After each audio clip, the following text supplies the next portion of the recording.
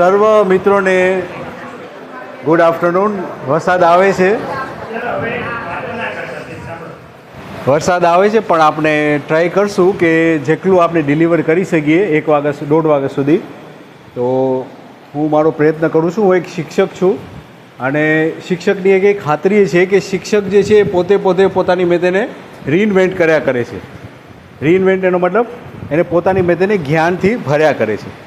એટલે પહેલું સ્ટેપ જે આપણે કરશું અત્યારે એ આપણી મેથેને માનશું કે આપણે કાંઈ નથી આવડતું. ખ્યાલ આવ્યો? આપણે બધું આવડતું હશે તો કશું નહીં જાય અંદર. આપણે કશું જ નથી આવડતું તો કાંઈક જશે. બરાબર ને? ફર્સ્ટ સ્લાઇડથી આપણે ચાલુ કરીએ. આપણા પાસે ટાઈમ ઓછો છે. Anyone can understand everything. કોઈ પણ વ્યક્તિ બધું જ સમજી શકે છે. એ આપણે માઇન્ડમાં રાખવું જોઈએ. અમુક ટાઈમમાં આપણે એક લેબલ કરીએ આપણે છોકરાને કે છોકરાઓને આપણે કે તું ઠોઠ છે, તું તને કશું જ નથી આવડતું. એટલે એ એના માઇન્ડમાં એ રિપીટ કરશે એટલે એ પછી સાચે જ એને કાંઈ પણ વસ્તુ આવડશે નહીં. એટલે આ એક સ્લોગન છે, એની વન કેન અન્ડરસ્ટેન્ડ એવરીથિંગ. એક માણસને સમજણ આપીએ તો એ બધું સમજી શકશે. આખી કાયાનાથની જેટલા પણ રૂલ્સ છે એ સમજી શકે છે. ખાલી એને એક સમજાવનાર વ્યક્તિ એવો હોવો જોઈએ, એવી તમે એને પીરસનાર હોવો જોઈએ તો એ સમજી શકે છે. બરાબર? આ અત્યારે ડિસ્કોર્સ છે, તમને એમ લાગશે કે હું બોલું છું અહીંયા, પણ ખરેખર મને તમારો ફીડબેક, મને તમારી વાર્તાલાપ સાથે મને જોશે તો મને મજા આવશે. તો મને એમ લાગશે કે આપણે ક્યાંક આગળ વધી રહ્યા છીએ. મેં જેટલું શીખેલું છે મેં ટીચર્સ પાસેથી જ શીખેલું છે. જેટલું ફીડબેક મળ્યું છે મને એનામાંથી જ શીખેલું છે. એટલે હું મેં તેને એક સ્ટુડન્ટ જ માનું છું અત્યારે. બરાબર ને? એટલે જેમ આવતા પહેલાં જ આપણે કીધું, આપણે અત્યારે ખાલી થઈ જશું. એનું એક મેડિટેશન આપણે કર્યું. તમને એક ટાઈપની આંખ ખુલી ગઈ છે હવે, જેનાથી તમે એક વસ્તુને જોઈ શકશો ને ગ્રાસ્પ કરી શકશો.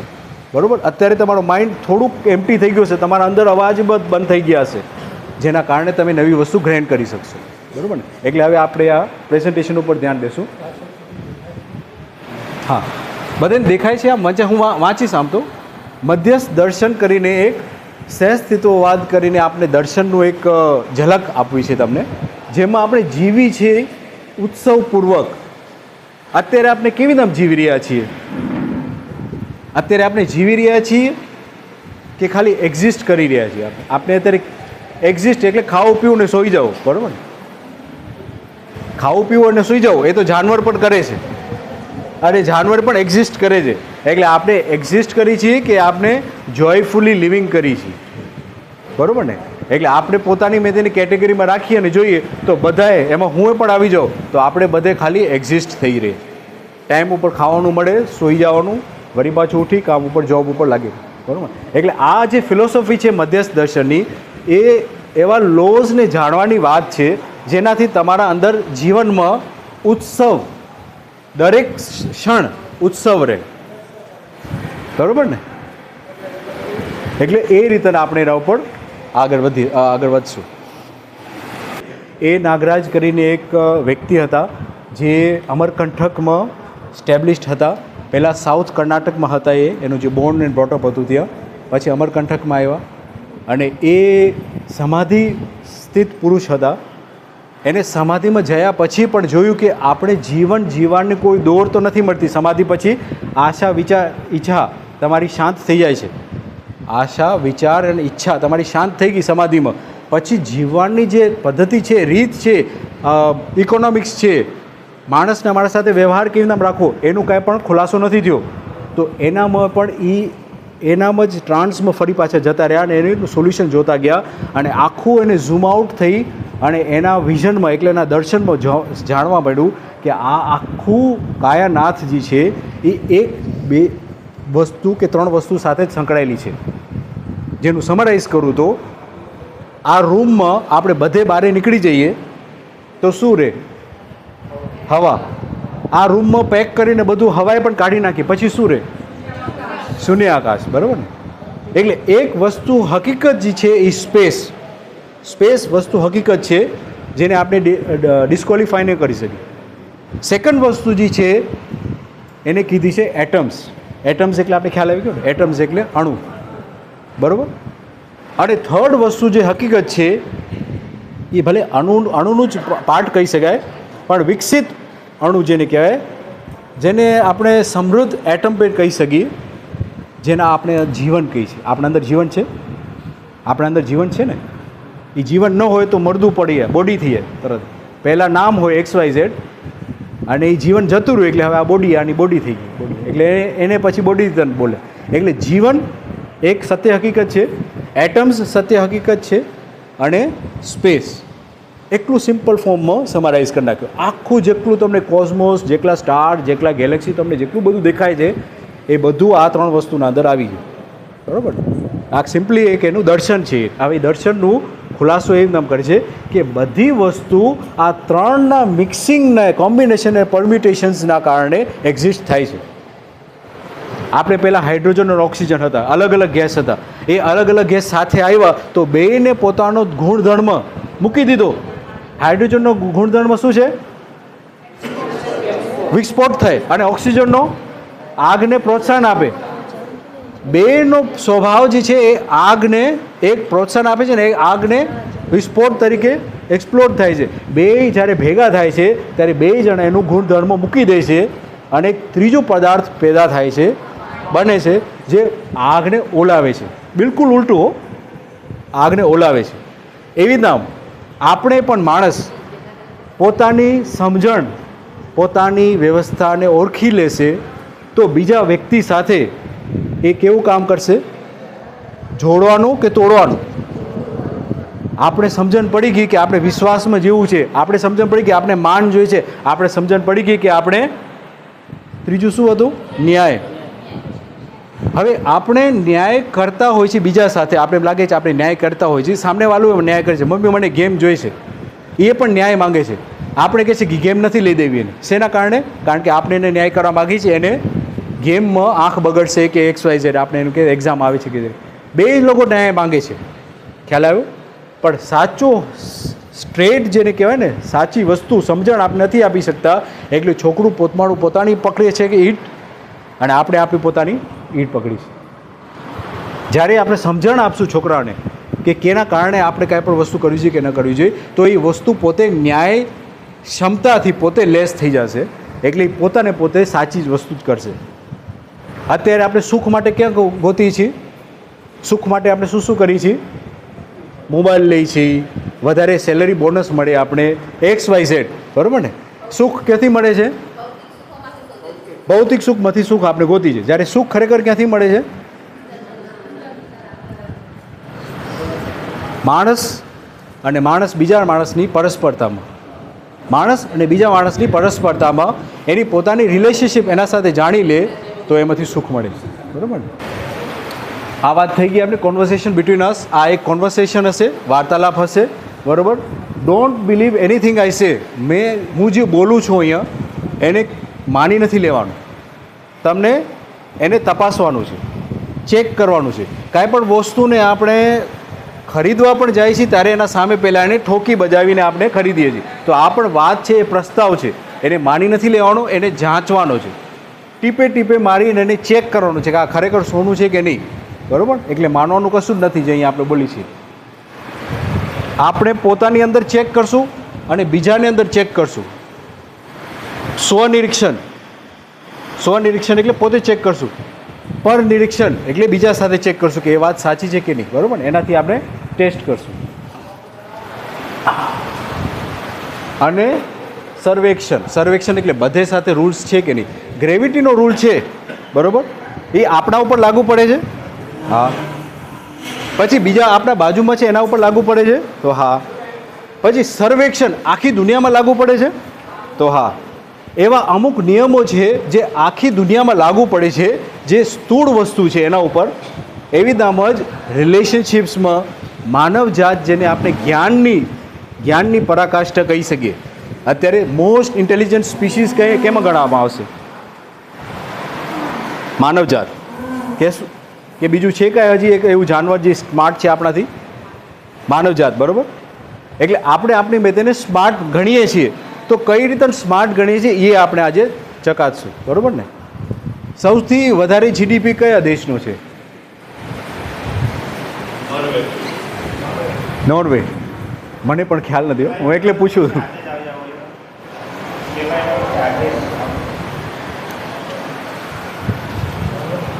કોઈકે કીધું છે નોર્વે. અચ્છા, એક વસ્તુ તો નહીં કહી છે, આપણું જીડીપી છે એ હાઈએસ્ટ તો નથી જ. ખ્યાલ આવ્યો? આપણું જે જીડીપી છે આખા વર્લ્ડમાંથી હાઈએસ્ટ નથી. તો હવે આપણે એમ કહી શકીએ કે આપણે જે પોલ્યુશન કરી છીએ અત્યારે દેશમાં, એ કેટલું કરી છે ટકાવાઇઝ, એ તમને ખ્યાલ છે? ઇન્ડિયા કેટલું પોલ્યુશન કરે છે? અચ્છા, આફ્રિકા કેટલું પોલ્યુશન કરે છે? સૌથી ઓછું આફ્રિકા કરે છે એમ કહેવાય છે. સૌથી ઓછું આફ્રિકા. હાલો, હવે આફ્રિકામાં હવા છે એ શુદ્ધ છે કે પોઈઝનસ છે? શુદ્ધ હશે કે પોઈઝનવાળી હશે? શું તમે અંદાજ શું? શુદ્ધ હશે. પાણી છે ત્યાં, નદીઓ વહેતી હશે ત્યાં, બરાબર? ડેવલપમેન્ટ છે જ નહીં ત્યાં, નદીઓ પ્રાકૃતિક રીતે વહે છે ત્યાં, બરાબર? એટલે ત્યાં નદીઓ છે એ શુદ્ધ હશે કે પોઈઝનવાળી હશે? શુદ્ધ હશે. ભાઈ ખોરાક છે ત્યાં, બરાબર? ત્યાં આપણે અમુક ટાઈમ આફ્રિકન્સ તમે જોયા હશે, એમ હાઇટ બોડીમાં પણ આમ 6-6 ફૂટવાળા હોય બધે, કાળિયાઓ જેને કહીએ ને આપણે. હવે તે ખોરાકે પણ તે શુદ્ધ કે ગણી શકાય આપણે, બરાબર? ભલે એ લોકોને વાનગી એકલી નહીં આવડતી હોય, પણ ખોરાક જે છે એનું ન્યુટ્રિશનલ વેલ્યુ જેને કહીએ આપણે, તો એ વધારે પૌષ્ટિક હશે. ફરી પાછું પૂછું છું પ્રશ્ન, કયો દેશ વિકસિત કહેવાય? આફ્રિકા કહેવાય કે પછી આપણે આ વિદેશ કહેવાય કે વેસ્ટર્ન જે યુએસમાં, જેમાં પાણી પણ પોઈઝન, હવાએ પોઈઝન? આપણે એ જ દિશામાં જઈ રહ્યા છીએ એટલે વાત થાય છે. આપણે ખરેખર જીડીપી વધારવાની વાત થાય છે, ટ્રિલિયન્સમાં લઈ જવું છે આપણે. ખ્યાલ આવે હું શું કહું છું? હું તમને એટલે વાત કરું છું કેમ કે આપણે છોકરાઓને બનાવનાર વ્યક્તિ છીએ, બરાબર?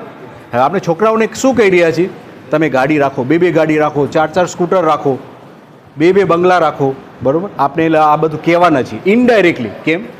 કેમ કે આપણે એને સાચી વસ્તુ નહીં કહી એટલે એને ઓલી વસ્તુમાં દેખાય છે ને, જે ખોટી વસ્તુ છે જે કરવાના જ છે એ દેખાય છે ને. તો સાચી વસ્તુ આપણે સમજીને આપણે પીરસી દીધી હોય ને એક બીજ તરીકે, તો એને ક્યાંક ખટકો રહીને ઊભો રહી જશે કે ના, આ આપણે મહેનત કરી રહ્યા છીએ, આટલી બધી કરોડો તો થઈ ગયા આપણા પાસે ભેગા, પણ હવે અબજો રૂપિયા બનાવવાનો. અત્યારે શાદીનો માહોલ પૂરો થયો મને લાગે, છેલ્લે મને રીલ્સ સમજાણી.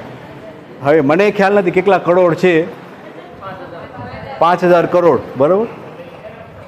કરોડમાં મીંડા ગણાવવાના પહેલાં એના પછી વળી પાછા 5000 વળી ટાઈમ્સ કરવાનું, મલ્ટીપ્લાય.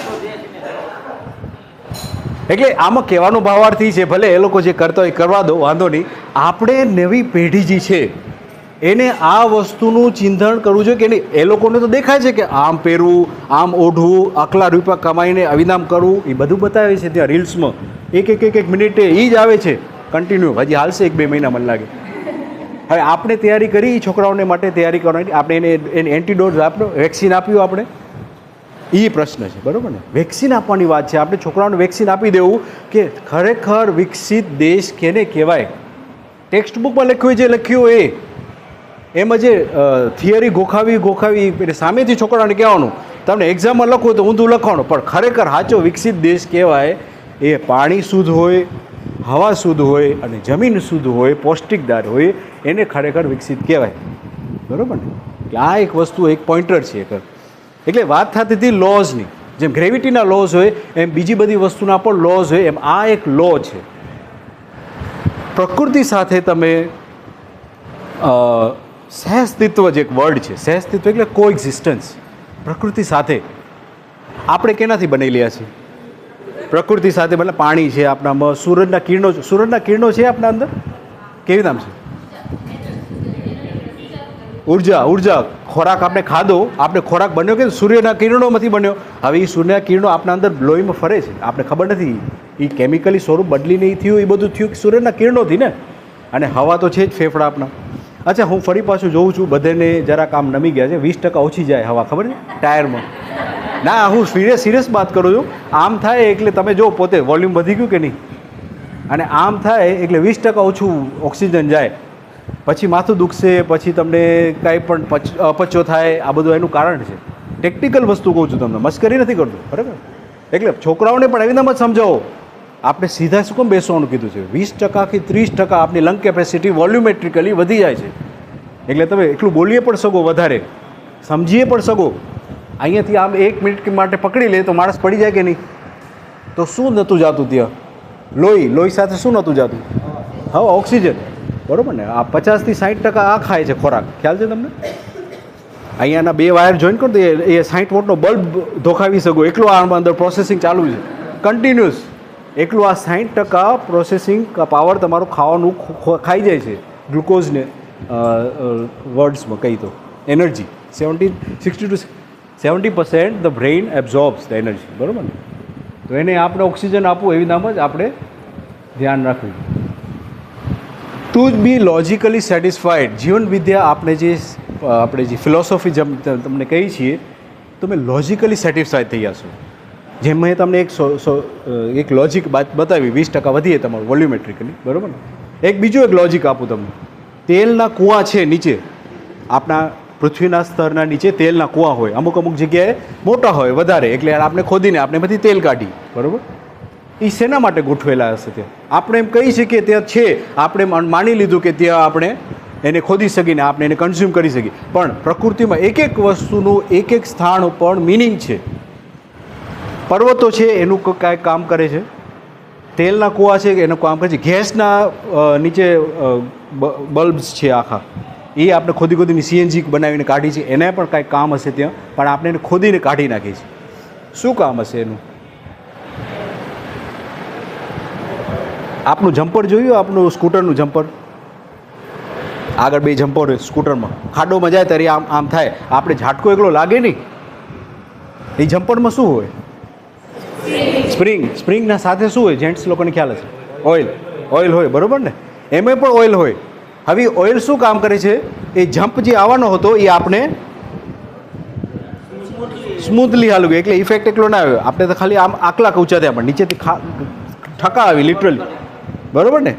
હવે પૃથ્વીના નીચે જે સ્તર જે છે એનું શું છે? લાર્વા થાય છે અને બોઇલ ફરે છે. હવે એ ટેક્ટોનિક પ્લેટ્સ, આપણી જે પ્લેટ છે, પરત છે ઉપરની પ્લેટો બધી, એ કાં તો ઘર્ષણ થાય છે, કાં તો એકબીજાને સાથે ટકરાય છે, ને કાં તો સ્પ્રેડ થાય.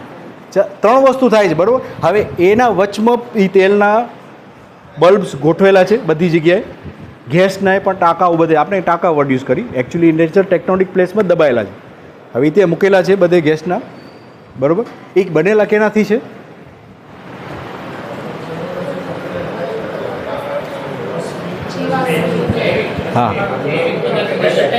હા,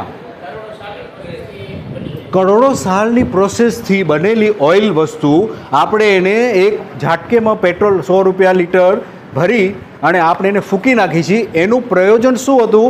એ આખી આપણી પરત જે છે એને સ્ટેબલાઇઝ કરવાનું એક વસ્તુ છે. એ જેમ આપણે જમ્પરમાં છે ગાડીમાં પણ, હવે એ ભૂકંપને પકડી રાખવા માટે, ભૂકંપનો આંચકો ઓછો આવવાના માટે કરીને એવા તેલના કૂવા બધે ગોઠવેલા છે નીચે. પછી આપણે એને ખોદીને કહેશું કે હવે પૃથ્વીની સ્તર તો નીચે ટચ થઈ ગઈ નીચે, એટલે હવે આપણે કહીશું ભૂકંપ વધારે આવે છે, ટોર્નેડો પણ વધારે આવે છે, આવી બધી વસ્તુ અકસ્માતો થાય છે. એ કેના કારણે થાય છે? આપણે એને સમજ્યા નથી એટલે. ખ્યાલ આવ્યો? પહેલી વસ્તુ તો આપણે એમ કહીએ કે એક ડાયનોસોરના જમાનામાં બહુ જ જીવાણુ મોટા જાનવરો હતા, ત્યારે એમાંથી એક એસ્ટ્રોઇડ આવીને ભટકાડો પૃથ્વીને, એ બધું ખ્યાલ છે બધી સ્ટોરી. પછી એના કારણે ધુવાણો થયો. ધુવાણો કેટલો મહિના સુધી ચાલ્યો ખબર? 4 મહિના સુધી, લગભગ 4 મહિના સુધી ધુવાણો ફેલાયેલો હતો. હવે 4 મહિનામાં તો બધું મરી જ જાય. જેમાં જે જીવ્યું, જે બચ્યું, એમાંથી આપણે એની સંતાનો છીએ. ખ્યાલ આવ્યો? 4 મહિના સુધી ધુવાણો, એટલો મોટો પથ્થર ધુવાણો કર્યો, એટલે પૃથ્વીનો જ ઉડ્યો આખો ધુવાણો, અને એ ફરતી હોય પૃથ્વી, એટલે બધી જગ્યાએ ફેલાઈ ગયું, એટલે બધી જગ્યાએ જીવજંતુ જાનવરો બધે મરી ગયા, એક સાથે મરી ગયા. એટલે એને સડવાની પ્રક્રિયા ન થઈ શકી, પ્લસ 4 મહિના સુધી અંધારું હતું, સૂર્યના કિરણો ન આવી શક્યા, એટલે એ બધે દબાઈ ગયા અને દબાતા ગયા લાખો વર્ષથી. અને એના કારણે તેલના કૂવા આપણે જોઈ રહ્યા છીએ. અમુક જગ્યાએ પ્લાન્ટ્સ હતા, મોટા વૃક્ષો હતા, કિલોમીટર 2-2 કિલોમીટર હતા પહેલાં વૃક્ષો, એ પણ પડી ગયા, અને એ અત્યારે કોયલાની પરત થઈ ગઈ. હવે એ કોયલાની પરતને આપણે ખોદીને આપણે એના પણ આપણે પાવર બનાવી છે, બરાબર? તેલને આપણે ગરમ કરી, લેડીઝ લોકોને વધારે ખ્યાલ હશે આમાં, તેલને આપણે ગરમ કરી પછી ઓફ કરી નાખી ગેસ, તો તેલ તરત ગરમ થાય છે પાણી કરતાં કે સ્લોલી ગરમ થાય છે? સ્લોલી, બરાબર ને? હવે સૂર્યના કિરણો આવે છે, તેલનું ખાલી એટલું કામ નથી કે શોક એબ્ઝોર્બરનું કામ કરે, એ સૂર્યના કિરણોને પકડીને ગરમી પકડી રાખે છે. -300 ડિગ્રી સ્પેસમાં છે, અંતરિક્ષમાં -300 ડિગ્રી છે આપણે, છતાંય પણ રાતના આપણે બરફ નથી થઈ જતા, સૂર્ય તો નથી દેખાતો ત્યારે, તો ત્યારે શું કામ કરે છે? આ તેલના કૂવાઓ કામ કરે છે અને આ પરત જે છે કોલસાની પડતો એ બધી ગરમી પકડી રાખે છે. ખ્યાલ આવે? હવે આપણે એના ઉપર અટેક કરી છીએ, વાર કરીને ખોદીને એને આપણે બહાર કાઢી છીએ, ધુવાણો કરી છીએ, એટલે હવે આપણી રાતો પણ ઠંડ થવા માંડશે અને આપણા દિવસો પણ ગરમ થવા માંડશે. કારણ કે આપણે ઝાડ પણ કાપી છીએ, સાથે સાથે બે જગ્યાએ કરવત ચાલે છે. આમ દિવસના ઝાડ કાપીએ છીએ અને રાતના પણ હવે -300 ડિગ્રી જે અંતરિક્ષમાં હશે એ આપણે અફેક્ટ કરશે. હવે ઠંડીએ પણ રાતના વધારે લાગવા મળશે. ખ્યાલ આવે? આ બધી ટેકનિકલ વસ્તુ છે, એના નિયમો પ્રમાણે ચાલે છે. અથવા એ બધી નિયમોને પકડીને બધું માણસ જાત ત્યારે ઉત્પન્ન થઈ જ્યારે ડાયનોસોર મરી ગયા, તેલના ટાંકાઓ રેડી થઈ ગયા, વૃક્ષો બધા 2-2 કિલોમીટર હતા બધે પડી ગયા, પ્રત થઈ ગઈ, ફ્લેટ થઈ ગયું, ત્યારે માણસનો જન્મ થયો. હવે એ જ આખું જે નેક્સ્ટ જેને કહેવાય ને આપણે એક વાતાવરણ બન્યું હતું આપણા માટે, એને જ આપણે હવે નષ્ટ કરી રહ્યા છીએ. ફરી પાછું જેમ પહેલાં હતું, પહેલાં એસિડના વરસાદ પડતા પૃથ્વી ઉપર જ, હવે ફરી પાછા એ ચાલુ થઈ રહ્યા છે. કારણ કે આપણે નાઇટ્રસ ઓક્સાઇડ આપણે ધુવાણો કરીને કાઢી છીએ પેટ્રોલમાંથી, એટલે એ બધી વસ્તુ પછી ફરી પાછી પર્યાવરણમાં મિક્સ થાય. ખ્યાલ આવે છે? રૂલ્સ આપણે બ્રેક કરી ત્યારે શું થાય છે, બરાબર? વિશ્વાસ એટલે ટ્રસ્ટ, રિસ્પેક્ટ એટલે કોઈને માન આપવું, બરાબર? અને જસ્ટિસ એટલે ન્યાય. અહીંયાથી કોને અવિશ્વાસમાં જીવવું છે? અવિશ્વાસ સાથે જીવવું છે. કોને? હાથ ઉપર કરો. અવિશ્વાસમાં જીવવું છે, બીજાના સાથે અવિશ્વાસ હોય એને ગમતું હોય, બધે એના ઉપર શું કહેવાય એને એ ઓલું આરોપ રાખે કે આને જ કર્યું છે, આને જ કર્યું છે. અવિશ્વાસમાં જીવવું છે. કોઈને અવિશ્વાસમાં જીવવું છે? નહીં. કોઈને અન્યાયમાં જીવવું છે? નહીં. બીજું શું છે? રિસ્પેક્ટ. માન વગર જીવવું છે. કોઈને કોઈ માન આપને વાળે કોઈ થાળી પણ આપે તમને ખાવા માટે, પણ આમ ફેંકીને આપે તમને, ખાઈ લે, માન વગર. આપણે એમ જમવું છે એમાં એ થાળીમાંથી? નહીં. હવે આ 3 વસ્તુ છે એ ખાલી એક ઝલક છે જેનાથી આપણે માનવ જાત છે એ સંતુલિત છે. જાનવરોને આનાથી કાંઈ ફરક નથી પડતો. આપણે જ્ઞાનની એકાઈ કહેવાય છે, બરાબર? માણસ છે એ જ્ઞાનની એકાઈ કહેવાય. તો એને આ વસ્તુ લાગે વળગે ત્યાં સુધી કે આ વસ્તુનું સ્થૂળ સ્વરૂપ નથી, પણ એના સાથે આપણે બધે સંતુલિત છીએ. બધે એને સન્માન જોઈએ છે, રિસ્પેક્ટ, બધે એને ન્યાય જોઈએ છે, જસ્ટિસ, બરાબર? અને બધે એને ટ્રસ્ટ જોઈએ છે, વિશ્વાસ, કે મારા સાથે વિશ્વાસ માણસો કરે.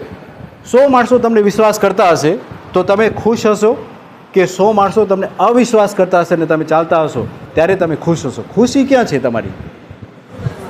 100 માણસો તમને વિશ્વાસની નજરથી જોતા હશે કે આ માણસ આવ્યો છે, આવો ભગત કરશે, તમને વ્યવસ્થિત તમને બોલાવશે, તમારા નામથી બોલાવશે, તમારા ઉપર વિશ્વાસ હશે, આ માણસ સાચો, એના વર્ડ્સ જે કે એ કરી બતાવે, ટ્રસ્ટથી જોઈએ તમને, બરાબર?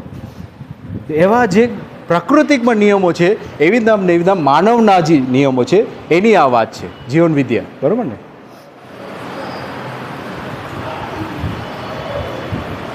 પૃથ્વીમાં કાંઈ પણ વસ્તુ બનેલી છે, આ પૃથ્વીમાં કાંઈ પણ વસ્તુ બનેલી છે એ પૃથ્વીના જ કણોમાંથી બનેલી છે, બરાબર? હવે પૃથ્વીના કણોમાંથી બનેલી છે એટલે પૃથ્વીના કણોમાં શું શું હોય છે? સોઇલ, એર, વોટર, જેમ્સ એટલે જેમસ્ટોન્સ, આપણે એમાં રૂબીઝ, ડાયમંડ બધું આવી ગયું, જેમસ્ટોન્સ, એલિમેન્ટ્સ બધે, કેલ્શિયમ, મેંગનીઝ, સોડિયમ, જે કહેવાય બધે, અને સ્ટોન્સ, પથ્થર, છેલ્લે આપણે પછી પથ્થરમાં મૂકી દીધું, બરાબર? આ બધી વસ્તુ પૃથ્વીના જે છે એ પદાર્થ અવસ્થામાં આપણે એને એક હેડિંગ આપી દીધું, પદાર્થ અવસ્થા. જે વસ્તુ પહેલે બની હતી પૃથ્વીમાં, કાંઈ નહોતું ત્યારે આ હતું પહેલાં પદાર્થ અવસ્થા. ત્યારે ધૂળ હતી, ત્યારે ધૂળ કહી ન શકાય, એકચ્યુઅલી આ વેધરિંગ વજહ છે ધૂળ બની છે. લાખો વર્ષ સુધી પથ્થરને વરસાદ તડકો થઈને ભૂકો થઈને આ જમીન તમને દેખાય છે. કેટલા ફૂટ છે? લગભગ 1.5-2 ફૂટ જ છે. કરોડો વર્ષની મહેનત છે, પૃથ્વીને શ્રમ કર્યો છે, ત્યારે તમારી જમીનના પડ ઉપર આટલું મહેનતવાળું ફર્ટિલાઇઝડ જેને કહેવાય ને સોઇલ બની છે, જેને આપણે ખોદીને એના ઉપર સિમેન્ટ નાખી દઈએ છીએ. એ પણ બીજો વિષય છે, પણ પોઈન્ટ મારો કહેવાનો છે કે સોઇલ પહેલાં ખાસ નથી, ખાલી સ્ટોન્સ હતા. Air, water, gems and elements, પૃથ્વી પહેલાં આનાથી જ બનેલી હતી આખી, બરાબર? પછી વિકસિત થઈને પ્રાણ અવસ્થા, એટલે આપણે એને પ્લાન્ટ્સ એન્ડ ટ્રીઝ કહીએ છીએ, બરાબર. આનો મેં એક નાનકડો એક ઓલું વિડીયો પણ છે. પહેલાં પૃથ્વી, આ પૃથ્વીનો ફોટો છે, એટલે કોમ્પ્યુટર જનરેટેડ છે, પણ પહેલાં પૃથ્વી આવી હતી, એ તૈયાર થઈ ગઈ પછી કોમિટ્સ આવ્યા, જેને આપણે પાણીના કોમિટ્સ કહેતા હોય, હાઇડ્રોજનના કોમિટ્સ આવ્યા, અને હાઇડ્રોજનના કોમિટ્સ ઓક્સિજન સાથે થઈ પ્લસ બીજા પાણીના કોમિટ્સ આવીને પછી પાણી આના ઉપર આવ્યું. પહેલાં પૃથ્વી ઉપર અવિદ્યમ જ હતું, લાલ ઘોડો, બરાબર. પછી આ પાણીના કોમિટ્સ તમે દેખાય છે, પહેલાં પૃથ્વીના પર લાલ હતી, પછી આ શું છે, એલ્ગી, બરાબર ને. પાણી ઉપર ક્યાંય પણ અત્યારે પણ આ લાઈવ છે, આ લાખો વર્ષ કરોડો વર્ષ પહેલાં પણ લાઈવ હતી અને આજે પણ લાઈવ છે. એલ્ગી આ ફર્સ્ટ પ્લાન્ટ્સ કહેવાય, આને કહેવાય. આ પ્લાન્ટ્સ આના ઉપરથી બન્યા છે, બરાબર. પછી શું આવે છે, ડાયનાસોર. આપણે તો આપણે આપ બધાને ખ્યાલ છે. અત્યારે વૃક્ષો પણ કિલોમીટર, આ પોતે જ જે છે એ 500 મીટરના હતા, તો એ વૃક્ષ તો 1000 મીટર, 2000 મીટર, એટલે 2 કિલોમીટર આમ ઉપર, એટલા મોટા વૃક્ષ હતા પહેલાં. ખ્યાલ છે આ શું છે? એટલે કેમિલિયન કહેવાય કે લિઝર્ડ કહેવાય કે જે કાંઈ રેપ્ટાઇલ હોય ને, રેપ્ટાઇલ એનો હાથ. અચ્છા, આ આપણો હાથ જોઈએ આપણે, આમ જોવો તો ખાલી આ હાથ જો ને આ હાથ જો, આમ કાંઈ સિમિલર દેખાય છે તમને? ફિંગરપ્રિન્ટ, બરાબર ને. ફિંગરપ્રિન્ટ, આ હાથ કેનાથી બનેલો ખબર? આ સ્કેલ્સ કહેવાય ને. ફિશ હોય ને, ફિશ, માછલી, એની જે સ્કિન બનેલી હોય ને એ પણ આપણા હાથમાં આ છે અત્યારે પણ. એટલે કોક આપણે કહે ને કે ડાયનાસોર ક્યાં છે, તો ડાયનાસોર જીવતા છે હજીએ પણ, એમાંથી એકાદું 2 અંધીથી જે કહીએ ને આપણે ફરતી હોય એની જ આપણે પ્રૂફ જોઈએ, આપણે પ્રૂફ જોઈએ. આપણા હાથ એના જેવા જ દેખાય છે, જો સ્કેલ્સ કહેવાય ને, સ્કેલ્સ. ફિંગરપ્રિન્ટ એ લોકો પાસે હોય, આપણા પાસે હોય. એટલે આપણે એની જ પ્રજાતિ છે, કન્ટિન્યુઅસલી આવતી રહી છે પૃથ્વી ઉપર, એનું પ્રૂફ છે. પહેલાં તો આપણે એના હાડકાં દેખાણા, પછી આપણે એને જોયું કે એ તો બંધ થઈ ગયા, હવે દેખાતા નથી, પણ આપણે હજી જીવિત છીએ, જીવિત છીએ, આપણે હાથમાં પડે એવી જ ટાઈપની સ્કેલ્સ કહેવાની. સ્કેલ્સ આ વોટરપ્રૂફ છે, બરાબર ને. જેવી નામ જ રેપ્ટાઇલ્સમાં વોટરપ્રૂફ હોય છે. અહીંયાથી પાણી નીકળે છે, અહીંયાથી નથી નીકળતું, બરાબર ને. એટલે આ વોટરપ્રૂફ. તો આ વસ્તુ પ્રૂફ કરે છે કે આપણે સાયન્ટિફિકલી બધે એક જ જાતથી આવી રહ્યા છે, બરાબર. આપણે દાદા સૌથી પહેલાંના, હા, ખ્યાલ આવી ગયો ને. એટલે આપણે જેને કહીએ ને, આપણે જો ખૂબસૂરત કરવું હોય કે જે આપણે સારું લાગતું હોય કે સારું ન લાગતું હોય, તો એ પણ કેને કેવું, કેના કારણે છે, ખ્યાલ આવ્યો? એટલે આપણું જીન્સ જ એમાંથી આવી રહ્યું છે, બરાબર ને. હવે આ પહેલાં ટાઈપનું પ્રાઇમેટ્સ કહેતા આપણે, પ્રાઇમેટ્સ, બરાબર. પછી નિએન્ડરથોલ આવ્યા, જે ટૂલ્સ યુઝ કરતા હતા હન્ટિંગ માટે. અને પછી હવે જે માનવ જે જાત છે આપણે અત્યારે આપણી જ્ઞાનની અવસ્થા છે, આપણે કોમ્પ્યુટર પર બેસી ગયા છે. એવું એક આગળનું સીન હતું પણ મેં કાઢી નાખ્યું નથી, કે હવેનું માનવ જે છે એ આમ વળી પાછું કોમ્પ્યુટર પર બેસી ગયું છે. ફરી પાછું બેવડું વળી ગયું. આ તો બેવડું હતું જ અહીંયા, પણ વળી પાછું બેવડું વળી ગયું છે, બરાબર. બરાબર ને. આ ખરેખર અવિનામ જ આપણા ફેસ જે હતા એ બદલતા ગયા. પહેલાં જે હતા આપનું જે સાઇઝ જોશો અહીંયા, તો આપણું જે છે મસ્તિષ્ક છે ને, એની કેપેસિટી છે ને બહુ જ ઓછી હતી, વિચારવાની કેપેસિટી. પછી આસ્તે આસ્તે વધતી ગઈ. તમે જોજો કપાળ આપણું મોટું થતું જાય છે, અને કપાળના અંદર પણ મસાલો કે માવો કે મસાલો જે તમે કહો એ વધતો ગયો, બરાબર. હવે આ પોઈન્ટ ઉપર આપણે આવ્યા છીએ, આ પોઈન્ટ ઉપર અત્યારે માનવની જાત આ પોઈન્ટ ઉપર આવી ગઈ છે. અત્યારે આગળનું તો આપણે ખ્યાલ નથી, બરાબર. અત્યારે પૃથ્વીની સ્થિતિ કેવી રીતે છે આપણે જરાક આપણે ચકાસીએ. એક ટેકનિકલ સ્લાઇડ છે, આ લેવી છે આપણે, કે આપણે કેનાથી બનેલી છીએ, તો આપણે ખ્યાલ આવશે કે આપણે કેટલા ડિટેલથી માનવ છે. આપણે કહીએ ને આપણે માણસ, હું કોણ, તો હું આ ફલાણું નામ લઈને આપણે, તો આપણે હવે ખરેખર આ એક સ્લાઇડ પહેલી વસ્તુ જોશું આપણે. માઇક્રોબિયલ સેલ્સ 70 to 90% આપણા અંદર સૂક્ષ્મ જીવાણુ, માઇક્રોબ્સ, બેક્ટેરિયા અને વાયરસ એ કેટલા છે? 70 થી 90%. અને તોય પણ હું આપણે જાળવીએ, હું આ ફલાણું, 70 થી 90% માઇક્રોબ્સ, વાયરસીસ, બેક્ટેરિયા, બરાબર. અને પછી કેટલા હ્યુમન સેલ્સ કેટલા છે? 30%, સોરી 30 ટ્રિલિયન સેલ્સ. બાકીના જે છે 100 ટ્રિલિયન સેલ્સ એ બીજી ડીએનએના છે, આપણા હ્યુમનમાં છે જ નહીં. હ્યુમનમાં ગણાય જ નહીં, બરાબર.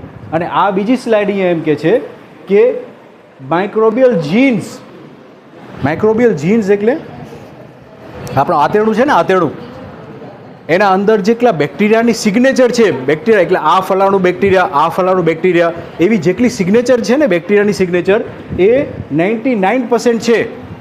એની તુલનામાં આપણું હ્યુમન જીન્સ જે છે, આપણી આંખ ક્યાં હોવી જોઈએ, આપણો કાન ક્યાં હોવો જોઈએ, આપણું નાક ક્યાં હોવું જોઈએ, આપણા વાળ અહીંયા જ ઉગવા જોઈએ, અહીંયા ન ઉગવા જોઈએ, અહીંયા ન ઉગવા જોઈએ, જે રીઝન છે, એ જે જીન્સ જે છે એ ખાલી અકલાક જ 1%, 1%. એટલે આપણે કે ને માણસ હું ફલાણો ફલાણો, એ 1% જ છે ખાલી. બાકી બીજા જે છે એ સિગ્નેચર કેની છે, જીન્સ છે, એ વાયરસીસ, બેક્ટેરિયા, માઇક્રોબ્સ, હે ને, એની છે જીન્સ.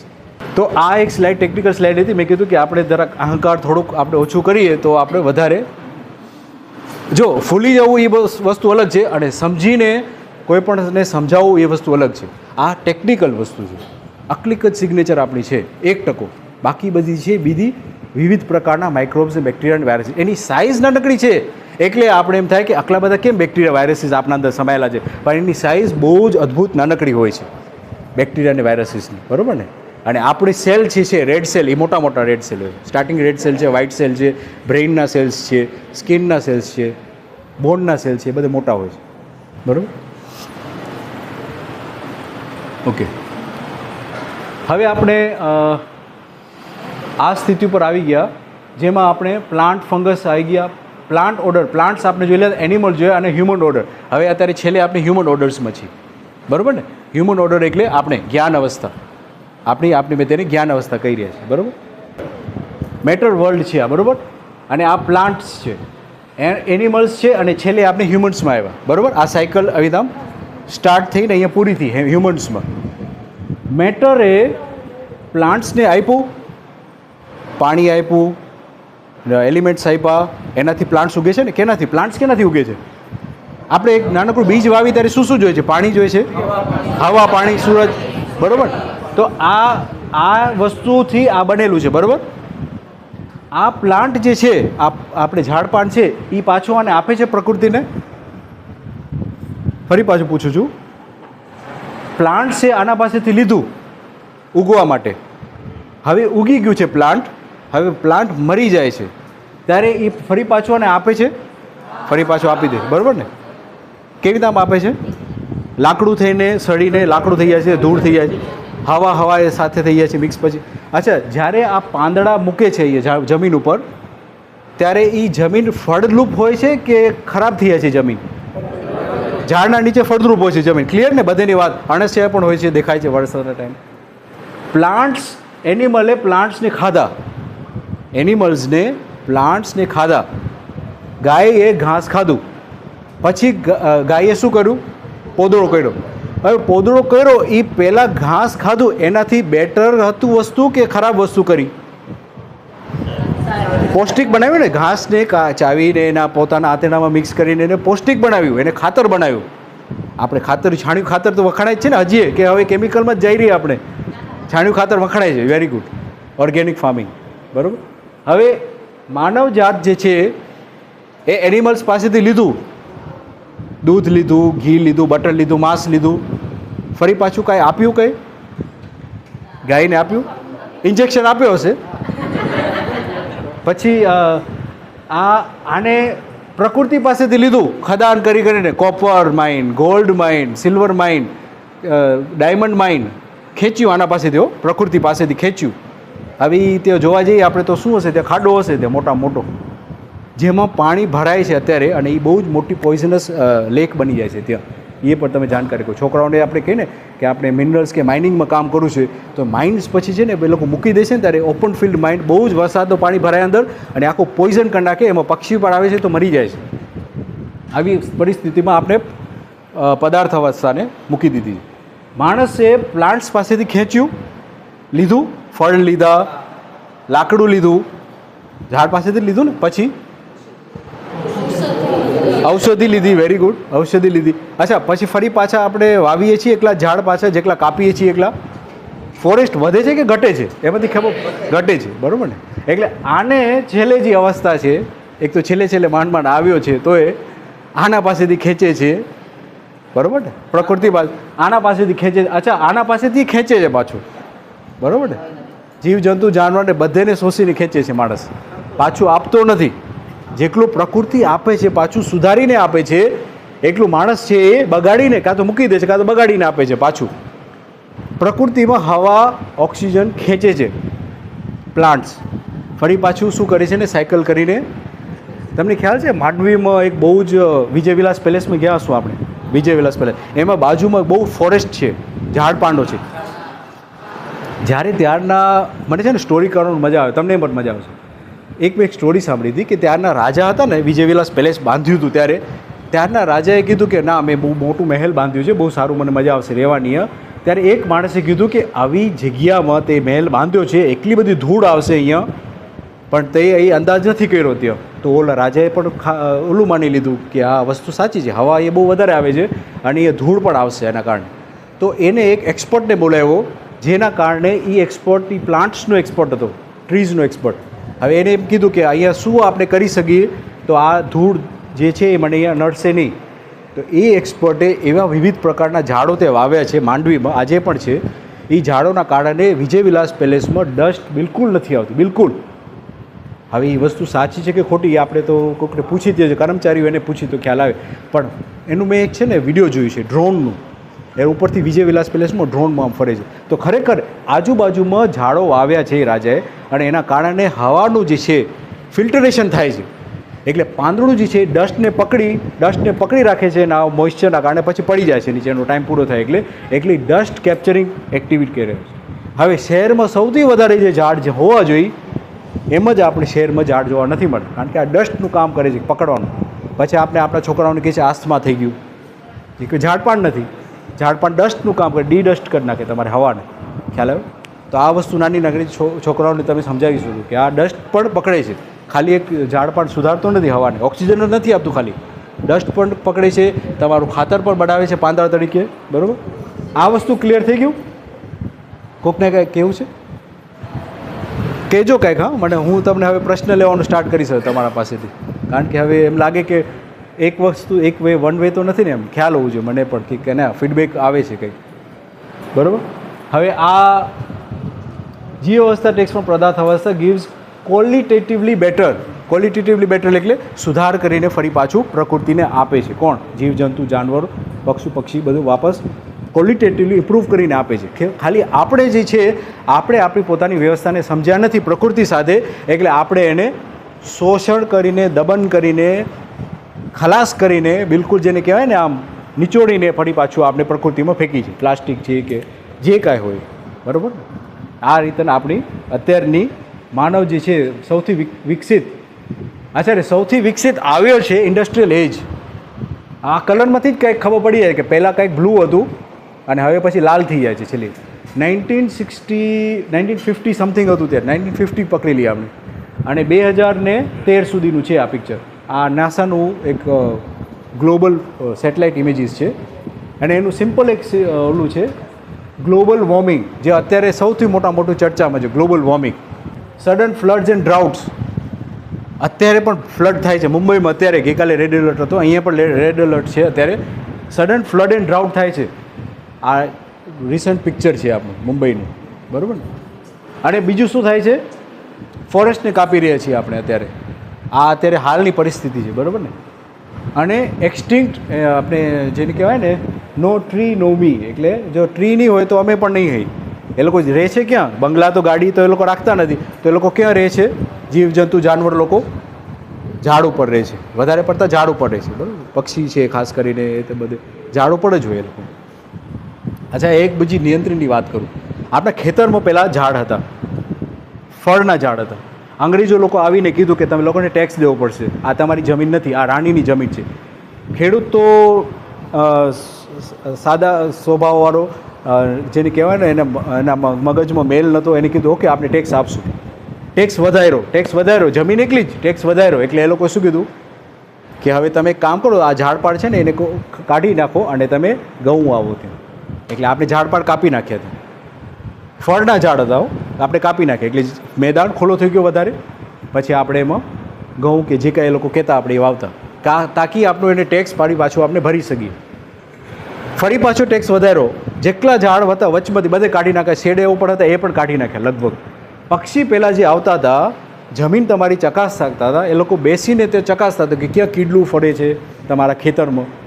એ આપણે એની બેસવાની ઠામ એને કાઢી નાખ્યું આપણે, તો એ ક્યાં ઉપર ઉપર ઉડી ઉડીને ખાશે તમારું કીડલું જે હશે એ ઓલા ખેતરમાં. એને બેસવાનું ઠામ હતું ને તમારું ઝાડ, એ બેસીને ઉપર તે શોધતું કે ક્યાં ખેતરમાં ઈયળ છે તમારી, એને ઈયળને પકડીને ખાતું. અત્યારે આપણે દવા છાંટી છે. નેચરલી આપણે એની વસ્તુની હેબિટેટ એને કહેવાય, આપણે હેબિટેટ એની કાઢી નાખી. એટલે આ જીવજંતુ પક્ષી એના પોતાના નિયંત્રણ કરવા માટે આવતા, બધી વસ્તુને બેલેન્સ કરવા માટે આવતા, એને આપણે એના ઘર તોડી નાખ્યા. એટલે હવે એ સીધા ઉપરથી જ હાલા જતો હોય. ખેતર આવ્યું ને હાલું ગયું, બેસવાની જગ્યા જ નથી. ખ્યાલ આવ્યો? તો શેડા ઉપર આપણે શું કેમ વાવવા જોઈએ ઝાડ, એ એનું એક મેઇન કારણ છે. અને વચમાં પણ આપણે એક ક્રોસ કરી નાખવું છે ખરેખર ઝાડનું. આ તો ઓફ ટોપિક જાય છે, પણ તમને ખાલી જસ્ટ આઈડિયા હોય. કોઈ કંઈ કેમ કે ઘણા માણસો ખેતી કરતા હોય, એ લોકોને ખ્યાલ ન હોય. ખાલી તમે ઝાડ શેડા ઉપર અને વચમાં ક્રોસ રોકી દો, એમાં તમારું 99% બિલ ઓછું થઈ જાય. કીટલાનું કીટનાશક કે નહીં આપણે એનું કીટનાશકનું